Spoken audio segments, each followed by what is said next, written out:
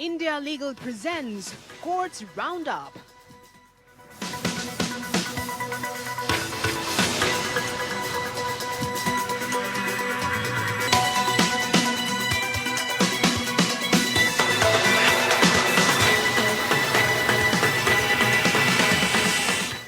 नमस्कार, courts roundup में आप सभी का बहुत स्वागत है। मैं हूं आपके साथ वक्ता दुबे और इस बुलेटिन में अगले आधे घंटे हम आपको कोर्ट से जुड़ी तमाम छोटी बड़ी खबरों से रूबरू करवाएंगे। कोर्ट की कार्यवाही और सुप्रीम कोर्ट से लेकर हाई कोर्ट और लोअर कोर्ट्स तक के फैसलों को हम आपके सामने रखेंगे।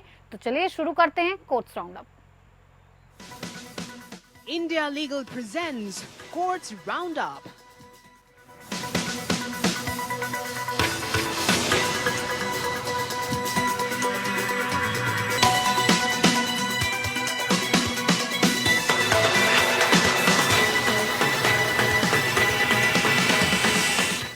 सुप्रीम कोर्ट ने चुनाव आयोग को फॉर्म 17C में डाले गए वोटों के रिकॉर्ड का खुलासा करने का निर्देश देने से इनकार कर दिया है। कोर्ट ने ये कहा कि इससे कम वक्त में मतदान प्रतिशत के आंकड़े अपलोड करने के काम में लोगों को लगाना मुश्किल है।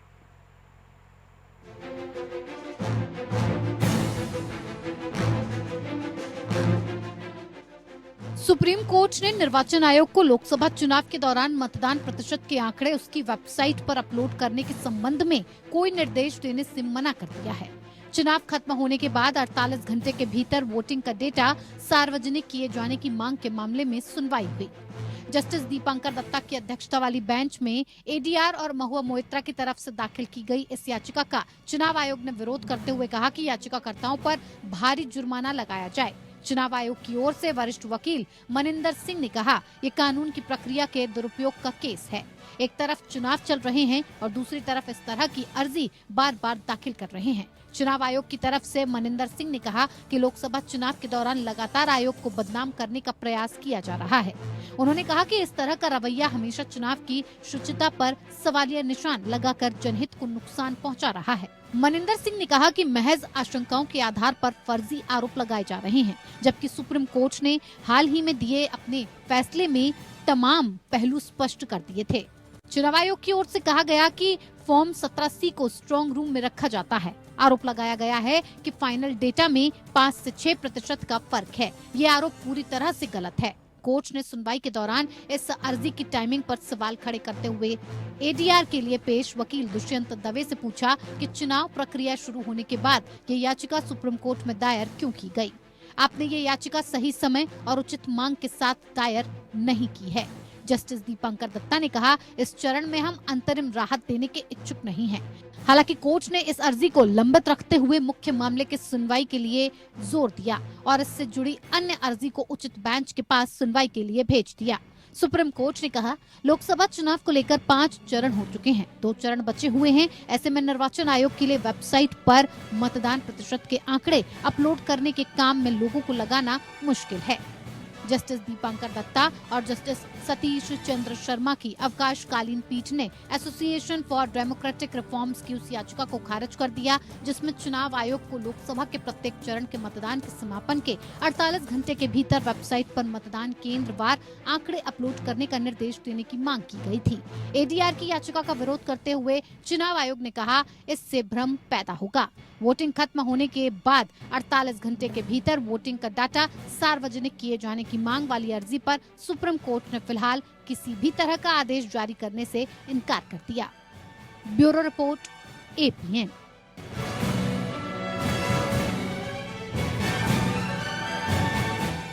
भारतीय जनता पार्टी ने गुरुवार को कलकत्ता उच्च न्यायालय के उस आदेश के खिलाफ सुप्रीम कोर्ट का रुख किया, जिसमें मौजूदा लोकसभा चुनावों के दौरान तृणमूल कांग्रेस को निशाना बनाने वाले अपमानजनक या निंदनीय विज्ञापन प्रकाशित करने से रोक दिया गया था। न्यायमूर्ति बेला एम त्रिवेदी और न्यायमूर्ति पंकज मित्तल की पीठ के समक्ष तत्काल सुनवाई के लिए याचिका का उल्लेख किया गया था, जिसने कहा कि वो मामले को सूचीबद्ध करने पर विचार करेगी। बीजेपी का प्रतिनिधित्व करने वाले वकील ने कहा, ये एक पक्षीय आदेश था था जो 4 जून तक लागू था। मामले की सुनवाई में अनिच्छा व्यक्त करते हुए न्यायमूर्ति त्रिवेदी ने पूछा, आप अगली अवकाश पीठ का रुख क्यों नहीं करते? वकील द्वारा तत्काल सुनवाई के लिए जोर देने के बाद कोर्ट ने कहा, उच्च न्यायालय की एक खंडपीठ ने बीजेपी को टीएमसी के खिलाफ अपमानजनक या निंदनीय विज्ञापन प्रकाशित करने से रोकने के एकल न्यायाधीश के अंतरिम आदेश में हस्तक्षेप करने से इनकार कर दिया था। मुख्य न्यायाधीश टीएस शिवगणम और न्यायमूर्ति हिरण्मय भट्टाचार्य की पीठ ने इस बात पर जोर दिया कि ये जरूरी है कि सभी राजनीतिक दल स्वस्थ चुनावी प्रथाओं का पालन करें, क्योंकि भ्रामक चुनावी अभियानों का अंतिम शिकार मतदाता ही होता है। भाजपा को ऐसे विज्ञापन दिखाने से रोकने के लिए टीएमसी की याचिका पर यह आदेश पारित किया गया था। इस संबंध में टीएमसी ने ममता बनर्जी के नेतृत्व वाली पार्टी के खिलाफ कुछ अखबारों में प्रकाशित कुछ विज्ञापनों का हवाला दिया था। विज्ञापन को आदर्श आचार संहिता का उल्लंघन मानते हुए एकल न्यायाधीश ने भाजपा को अगले आदेश तक ऐसे विज्ञापन प्रकाशित करने से रोक दिया था।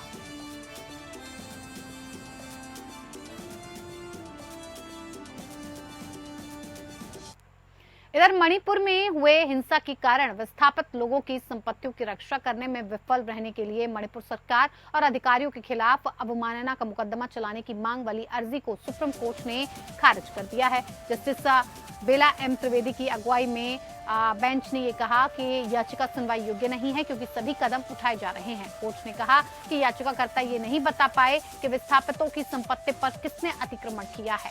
हम इस बात से संतुष्ट नहीं हैं कि कोई भी अवमानना कार्यवाही चलने योग्य है और वर्तमान याचिका खारिज की जाती है।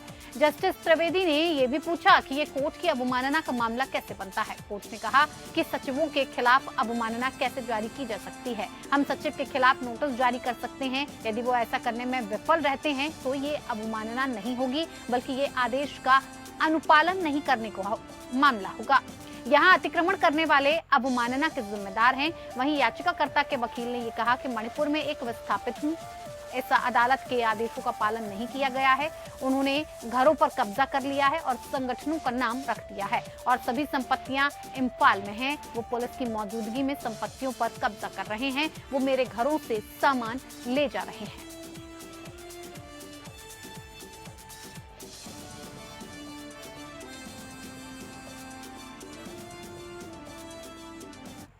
इधर दिल्ली के मुख्यमंत्री अरविंद केजरीवाल के घर आपकी राज्यसभा सांसद स्वाति मालीवाल के साथ कथित मारपीट के मामले में आरोपी विभव कुमार को लेकर दिल्ली पुलिस 30,000 कोर्ट पहुंची। दिल्ली पुलिस ने पेशी के बाद कोर्ट से विभव कुमार की न्यायिक हिरासत की मांग की। कोर्ट ने दिल्ली पुलिस की मांग पर विभव कुमार को 4 दिन की न्यायिक हिरासत में भेज दिया।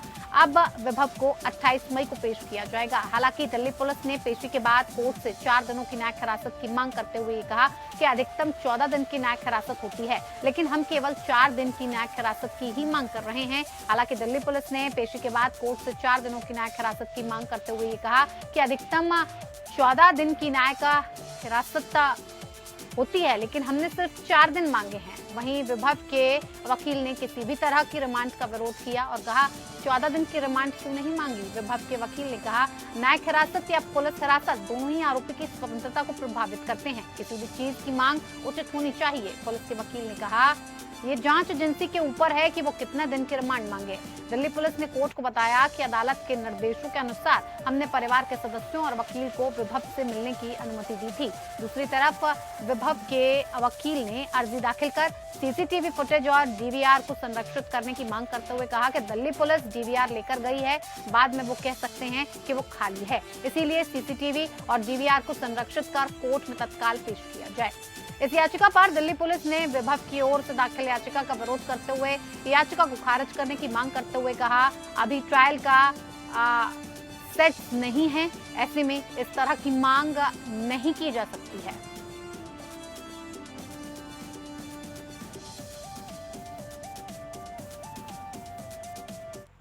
इधर मुंबई की सत्र अदालत ने 2011 में चर्चित अभिनेत्री लैला खान और 5 अन्य की हत्या के मामले में सौतेले पिता परवेज टाक को फांसी की सजा सुनाई है, जबकि सबूत मिटाने के लिए कठोर कारावास की सजा दी गई। अतिरिक्त सत्र न्यायाधीश सचिन पवार ने 9 मई को टाक को हत्या और सबूतों को नष्ट करने के अलावा आईपीसी के तहत अन्य अपराधों का दोषी पाया था। इस पर फैसला शुक्रवार को सुनाया गया कि दोषी को क्या सजा दी जाएगी। अभिनेत्री लैला, उनकी मां और उनके 4 भाई बहनों की साल 2011 में फरवरी में महाराष्ट्र के नासिक जिले के इगतपुरी में हत्या कर दी गई थी। परवेज टाक लैला की मां सेलेना का तीसरा पति था। लैला, उनकी मां और उनके 4 भाई बहनों की फरवरी 2011 में महाराष्ट्र के नासिक जिले के इगतपुरी स्थित उनके बंगले में हत्या कर दी गई थी। परवेज टाक लैला की मां सेलेना का तीसरा पति था। लैला, उनकी मां और उनके 4 भाई बहनों की हत्या के मामले में इस खौफनाक हत्याकांड ने बॉलीवुड को हिला दिया और पुलिस के मुताबिक साल 2011 में आरोपी और सौतेले पिता परवेज टाक लैला खान, उसकी मां सेलेना, जुड़वा भाई बहन जारा और इमरान, बड़ी बहन आफरीन पटेल और भतीजी रेशमा खान को इगतपुरी के एक फार्म हाउस में ले गया और वहां बेरहमी से उन सभी का कत्ल कर दिया। परवेज ने 6 शवों को फार्म हाउस के स्विमिंग पूल के गड्ढे में मिट्टी डालकर और गद्दों के नीचे दबा दिया था। पुलिस से बचने और सबूत छिपाने के लिए परवेज ने 6 शवों को फार्म हाउस की गड्ढी और मिट्टी में नीचे डालकर दबा दिया। ओशिवरा पुलिस स्टेशन में 4 जुलाई 2012 को ये मामला दर्ज किया गया था, जिसे बाद में अपराध शाखा की यूनिट 8 को जांच दे दी गई। यूनिट 8 के प्रमुख वरिष्ठ पुलिस निरीक्षक दीपक फंटागरे के नेतृत्व में जांच शुरू की गई और आरोपी परवेज टाक को जम्मू कश्मीर के किश्तवाड़ पुलिस से पकड़कर मुंबई ले आई। परवेज से पूछताछ के बाद क्राइम ब्रांच की टीम ने इगतपुरी में लैला के फार्म हाउस पर पहुंची और परवेज द्वारा बताई गई जगह पर खुदाई कर 6 मानव कंकाल निकाले।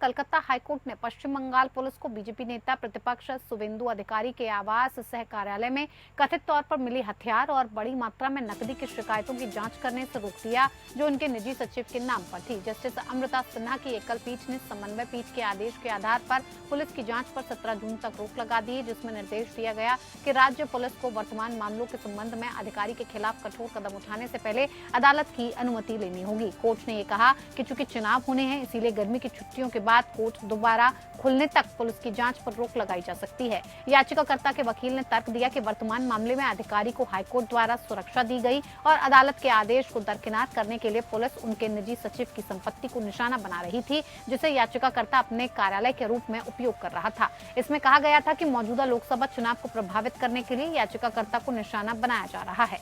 ये कहा गया कि पुलिस ने बरामद किए गए पैसे और हथियारों को ठिकाने लगा दिया था और आदर्श आचार संहिता लागू होने के दौरान चुनाव आयोग द्वारा लगाए गए उड़नदस्ते को सूचित करने की बजाय पुलिस खुद याचिकाकर्ता के परिसर में घुस गई। राज्य के वकील ने प्रस्तुत किया कि कोई दंडात्मक कार्रवाई का आदेश केवल शुवेंदु अधिकारी के खिलाफ नहीं दिया गया, न कि उनके सहयोगियों के खिलाफ। ये कहा गया कि विचाराधीन परिसर अधिकारी के नाम पर नहीं था। यह वर्तमान मामले में आरोपी या गवाह के रूप में शामिल नहीं है। इस प्रकार ऐसी रिट याचिका के माध्यम से अदालत का रुख नहीं किया जा सकता है। ये तर्क दिया गया कि कोई अधिकार नहीं होने के कारण अधिकारी ये निर्देश नहीं मांग सकते कि उनके सचिव की संपत्ति पर पुलिस द्वारा छापा नहीं मारा जा सकता। हालांकि दलीलें सुनने के बाद अदालत ने ये कहा कि चूंकि चुनाव चल रहे थे और अदालत को छुट्टियों पर जाना था, इसीलिए अगर जांच को कुछ समय के लिए रोक दिया गया तो आसमान नहीं गिर जाएगा। तदनुसार जांच पर 17 जून 2024 तक रोक लगा दी गई और मामला 10 जून को नियमित पीठ के समक्ष सूचीबद्ध किया गया है।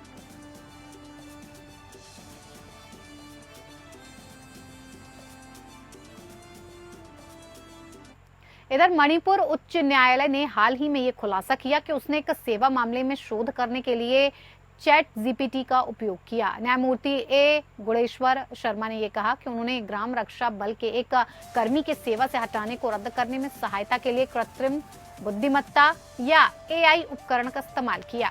न्यायालय ने शुरू में सरकारी वकील से ये जानना चाहा था कि किन परिस्थितियों में अधिकारी इस तरह की वापसी का आदेश दे सकते हैं। जब कोई जवाब नहीं आया तो जज ने जवाब ढूंढने के लिए गूगल और चैट जीपीटी का सहारा लिया। न्यायाधीश ने आदेश में दर्ज किया कि इन परिस्थितियों में ये न्यायालय गूगल और चैट जीपीटी 3.5 के माध्यम से अतिरिक्त शोध करने और कुछ महत्वपूर्ण जानकारी एकत्र करने के लिए मजबूर है। एआई की मदद से न्यायालय ने कहा कि मणिपुर में वीडीएफ की स्थापना स्थानीय सुरक्षा बढ़ाने और विशेष रूप से ग्रामीण क्षेत्रों में कानून और व्यवस्था बनाए रखने में पुलिस की सहायता के लिए की गई थी। मणिपुर पुलिस के तहत शुरू किए गए वीडीएफ में स्थानीय समुदायों के स्वयं सेवक शामिल हैं, जिन्हें विद्रोही गतिविधियों और जातीय हिंसा सहित विभिन्न खतरों के खिलाफ गांवों की रक्षा करने के लिए प्रशिक्षित और सुसज्जित किया गया था। कोच ने कहा कि सफलतापूर्वक प्रशिक्षण पूरा करने और आवश्यक मूल्यांकन पास करने के बाद उम्मीदवारों को औपचारिक रूप से बीडीएफ के सदस्यों के रूप में नियुक्त किया जाता है और एक बार नियुक्त होने के बाद उन्हें पुलिस बल के साथ ड्यूटी सौंपी जाती है। आगे के शोध पर न्यायालय को गृह विभाग मणिपुर द्वारा जारी एक कार्यालय ज्ञापन मिला और जिसमें बीडीएफ के लिए सेवा शर्तें बताई गई। न्यायालय ने कहा कि इस ओएम में एक वीडीएफ कर्मी को उसके खिलाफ लगाए गए आरोपों को स्पष्ट करने के लिए एक अनिवार्य कारण बताओ नोटिस जारी करने का प्रावधान है। न्यायालय ने अंततः माना कि सैनिकों की वापसी का आदेश प्राकृतिक न्याय के सिद्धांतों का उल्लंघन है, इसीलिए उसने याचिकाकर्ता को तत्काल प्रभाव से बहाल करने का आदेश दिया।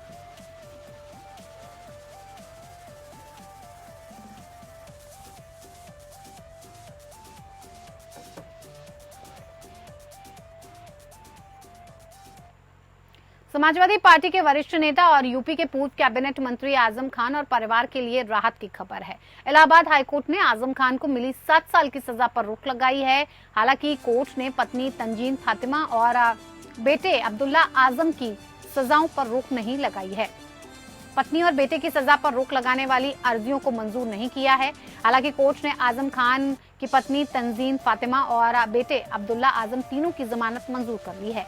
बेटे अब्दुल्ला आजम के 2 बर्थ सर्टिफिकेट बनवाए जाने और उनका दुरुपयोग किए जाने के मामले में मिली 7 साल की सजा के खिलाफ याचिकाएं दाखिल की गई थी। रामपुर की स्पेशल कोर्ट से मिली 7 साल की सजा को आजम खान, पत्नी और बेटे ने इलाहाबाद हाईकोर्ट में चुनौती दी।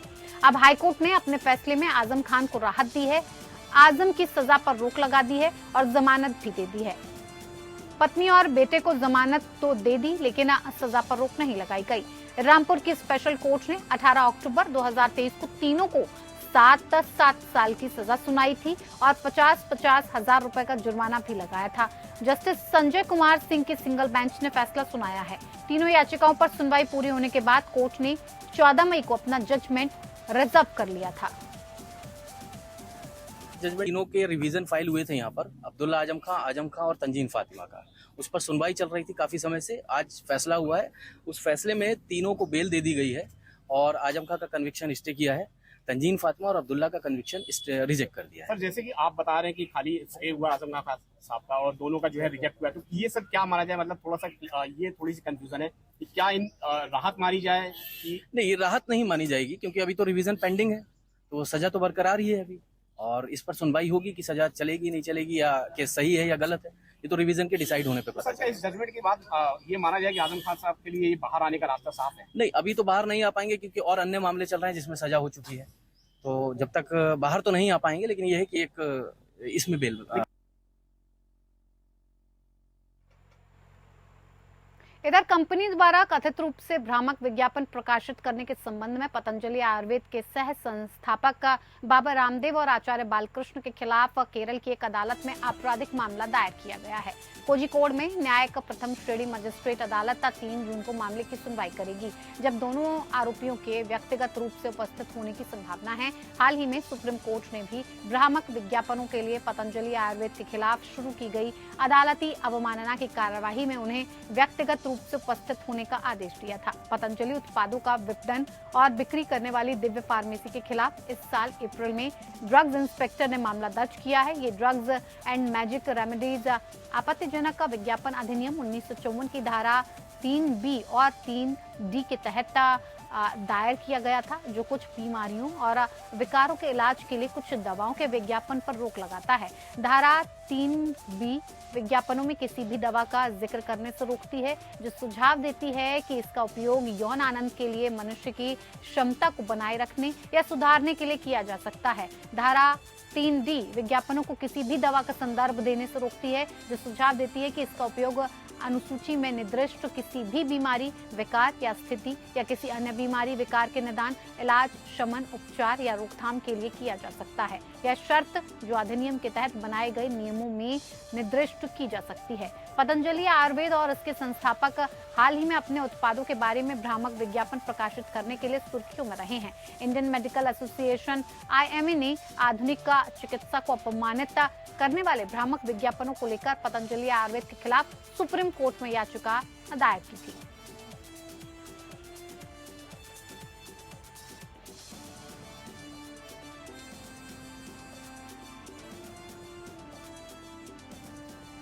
चलिए, कोर्ट्स राउंड अप में मेरे साथ इतना ही। नमस्कार।